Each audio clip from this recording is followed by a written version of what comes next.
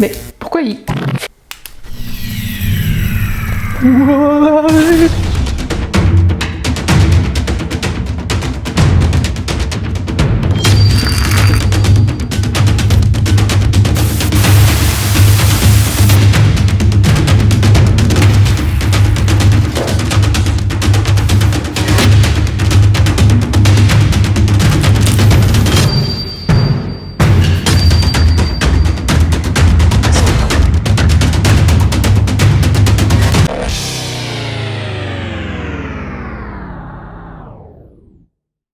Bonjour à toutes et à tous et bienvenue pour une nouvelle vidéo de Caro Tuto. Alors c'est vraiment une vidéo intéressante que vous allez découvrir ici puisqu'on va poser du format assez standard du 30-60 et c'est le sol d'une cuisine. Donc c'est des projets que vous avez souvent, je le vois au niveau des commentaires. Donc je vous propose de découvrir avec moi le départ pose et puis on va poser ensemble nos fameux 30-60 avec plein de petits détails que je vous explique dans la vidéo. Allez, c'est parti. Je vous fais une présentation de la cuisine que nous avons à Carlet, elle fait 12 mètres carrés. Il faut savoir que je travaille principalement que dans la rénovation et j'utilise vraiment des primaires adaptés. Donc là j'utilise un primaire tout support. Je peux poser sur du carrelage, placo, etc. Alors la pose du primaire c'est pas très compliqué, toutefois la préparation elle est simple, il faut que ce soit sain, sec, propre et dépoussiéré. J'ai dégraissé le sol, toujours avec du Saint-Marc ou un type de produit assez similaire. Et puis aussi l'aspirateur parce que la poussière c'est vraiment l'ennemi de tout produit. Eh bah ouais. Rien de bien compliqué, je vais partir du fond. Ensuite, il va falloir attendre que ça sèche pour pouvoir faire mon départ pose. Allez, j'y vais.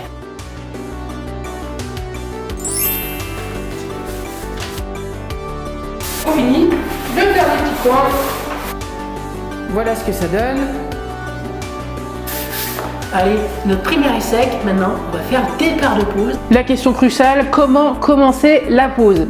Alors je vais vous expliquer mon point de vue sur cette vidéo. Moi ce que je préfère vraiment si j'ai une pièce à carreler, le plus joli c'est vraiment d'arriver avec l'entier au niveau de la porte à mi-feuillure. Alors lorsqu'on dit à mi-feuillure, c'est vraiment au niveau du cadre de porte pour que si vous avez par exemple un parquet et un carrelage entre deux pièces, et que la jonction se fasse à la moitié du cadre de porte. Donc j'ai posé un entier, un entier, un entier, un entier, un entier, un entier, un entier. Je vais avoir une coupe au fond. Je vais poser mes règles et je vais me mettre parallèle avec ce mur-là. Allez.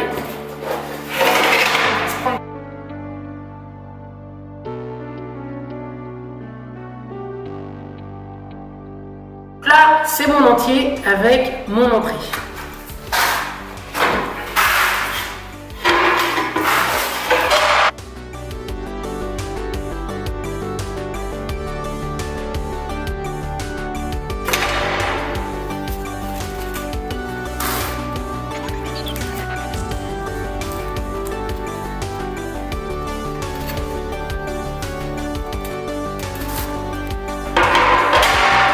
Je vais faire ça jusqu'au fond.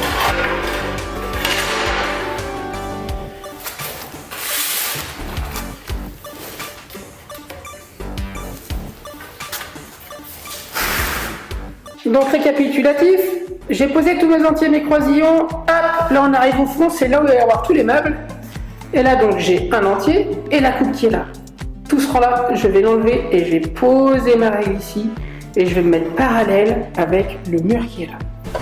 Bon alors là comme vous le voyez, j'ai ma coupe du fond et j'ai mon dernier carreau. J'ai enlevé tous ceux de devant puisqu'ils ne me servent plus à rien. Le carreau il est là, d'accord. Cette ligne là en fait il faut que je la prolonge, d'accord.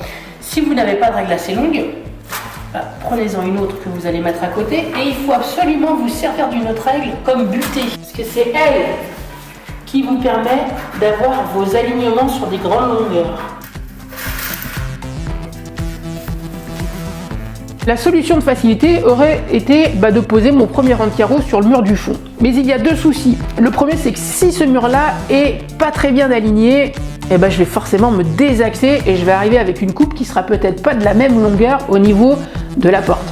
Et puis aussi, il y a cette question de coupe. Si je pars avec l'entier au fond et que j'arrive avec une coupe de 2 ou 3 cm à mi-feuillure, ce sera pas très esthétique. Si on a un autre matériau à côté, ça va sauter à l'œil. Ensuite, je vous ai dit que je m'axais sur le mur d'ici. C'est le mur de la porte d'entrée. Donc je vais être parallèle à ce mur-là. Alors en fait, mes règles, je vais les orienter pour être vraiment parallèle à ce mur-là. Et là, je vais prendre mon mètre. Sur le plateau, Et là, je suis à 2,48,5.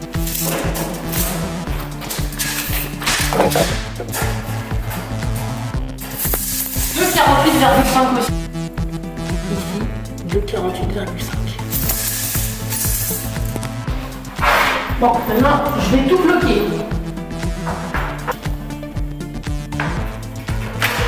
Vous pouvez utiliser une colle qu'on va dire flex ou souple qui est adaptée pour la pose sur carrelage existant et aussi sur sol chauffant.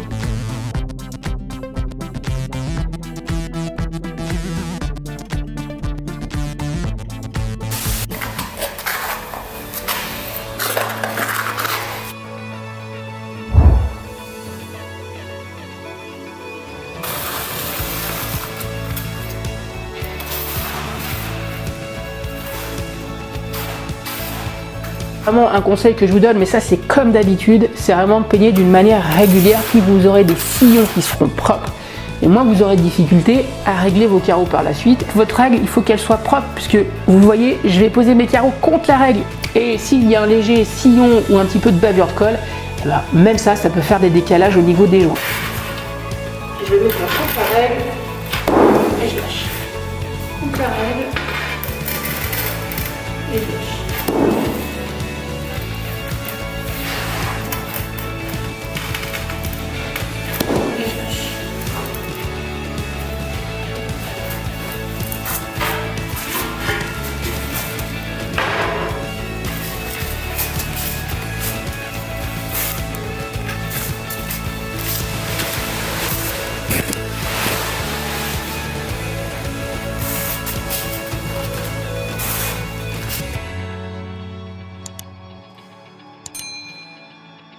Voilà, on a posé nos entiers, et ben il nous reste toutes les coupes à faire, mais on a déjà peigné, donc il n'y a plus qu'à couper, poser.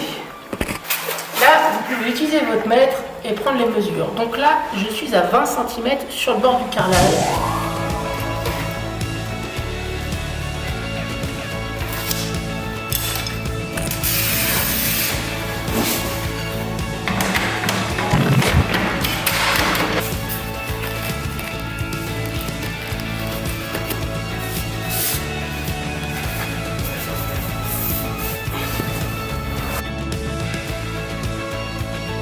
Alors vraiment, ce que je vous conseille de faire, c'est de repartir à zéro une fois que votre départ il est fait.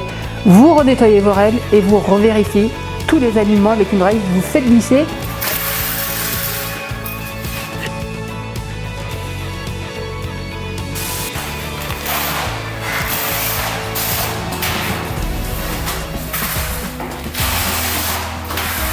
C'est vraiment une manière de faire aussi, vous l'avez vu, je pose les carreaux vraiment les uns contre les autres puisque ça me permet de sentir les différents décalages qu'ils peuvent avoir.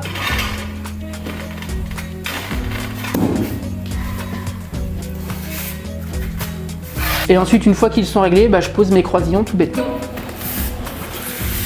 Et voilà.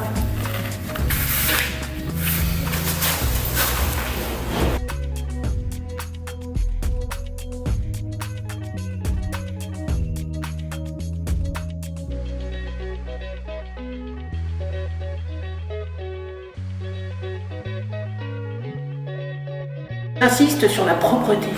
Toujours l'éponge.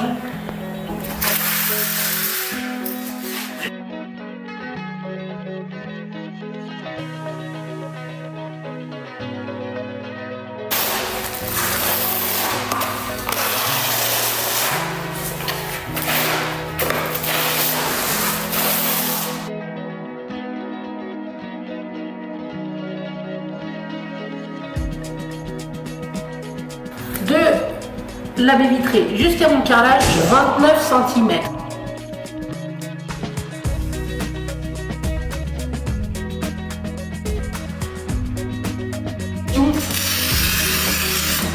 On passe qu'une seule fois. Et là, le coup de carrelage avec le séparateur.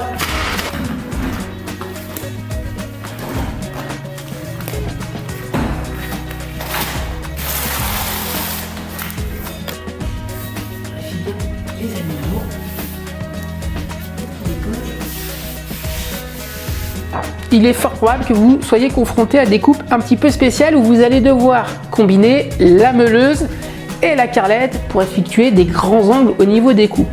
Alors prenez votre temps et puis l'outil vous allez avoir besoin, et ben c'est l'équerre.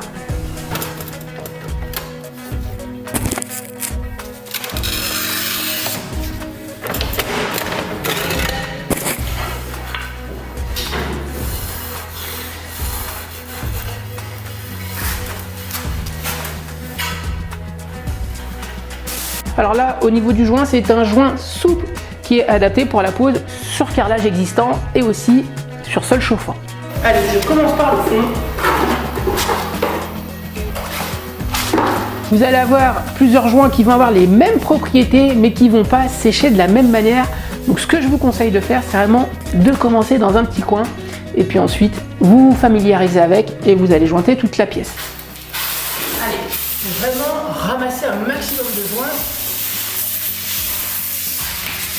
Soyez organisé, regardez bien s'il y a des trous. Vous voyez, je vois qu'il y en a là, il y en a un là. Hop, je vais mettre ma petite lichette de joint.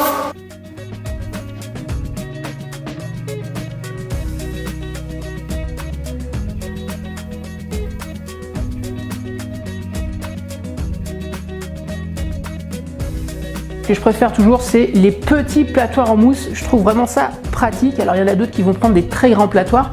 Moi, c'est vrai que ça a tendance à me fatiguer un petit peu les articulations. Donc peut-être que c'est un conseil pour vous, essayez les petits platoirs au début. Et vous le voyez, j'ai commencé par là-bas et ça a déjà commencé à sécher.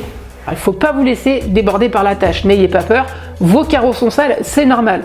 Alors une fois que j'ai jaugé un petit peu le bon moment, moi généralement je laisse sécher à peu près 10 minutes. Il faut vraiment essorer un maximum l'éponge. Il ne faut pas qu'elle soit gorgée d'eau, sinon vous allez recreuser vos joints à chaque fois. Et là, c'est en diagonale dans les joints. Il faut vraiment y aller doucement. Vous irez lentement et plus vous ramasserez du joint.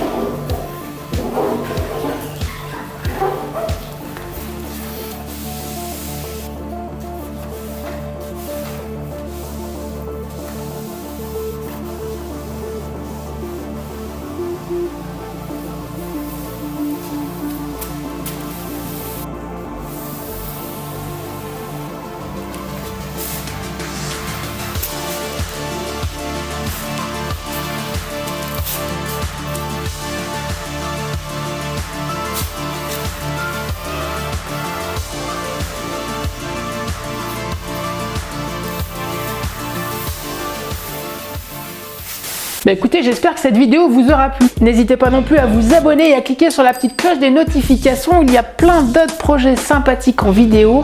Si vous avez des questions, n'hésitez pas à aller dans les descriptions de vidéos. Toutes les vidéos sont entièrement détaillées.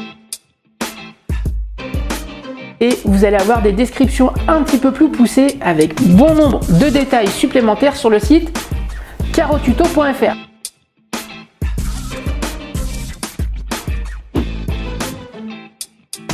Allez, c'est parti. Ah non, c'est pas parti. En tout cas, c'est toujours un réel plaisir de partager cette passion avec vous. Moi, je vous dis à très vite pour de nouvelles vidéos, mais surtout, prenez soin de vous.